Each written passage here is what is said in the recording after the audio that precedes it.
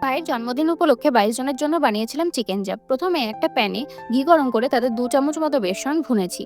পাশেই পরিষ্কার করে ধুয়ে রাখা চিকেনে পেঁয়াজ বাটা, আদা বাটা, রসুন বাটা, জিরে বাটা, টমেটো পিউরি, কাঁচা লঙ্কা বাটা, তারপর কাজু, চারমগজ, পোস্ত বাটা, তারপর ভোনা বেসনটা, তারপর দিয়ে নিয়েছি মিঠা আতর, আর শেষে বিরিয়ানি মশলা এবং টক দই দিয়ে ভালো করে মেখে ম্যারিনেট করে নিয়েছি।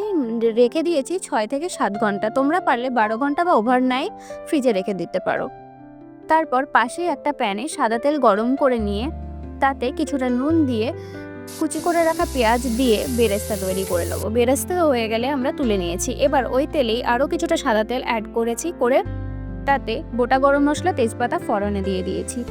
ফোড়ন থেকে সুন্দর স্মেল ছেড়ে দিলে চিকেনগুলো একে একে দিয়ে দিয়েছি। চিকেনগুলো সমস্তটা সাজিয়ে নেওয়ার পর কিছুক্ষণ পর চিকেনটা কিছুটা এরকম হয়েছে। সেই অবস্থাতে চিকেনগুলো উল্টে পাল্টে নিয়েছি। এবার এক্সট্রা যে মশলাটা ছিল সেটা এবং পাত্র ধোয়া জল দিয়ে নিয়েছি। ওপর থেকে বেরেস্তা আর পরিমাণ মতো চিনি দিয়েছি, দিয়ে মিশিয়ে নিয়ে ঢেকে দিয়েছি। এবার ঢাকনা খুলে ওপর থেকে বেরেস্তা আর স্যাফরন দুধে ভেজানো সেটা ছড়িয়ে দিলেই আমাদের চাপ রেডি।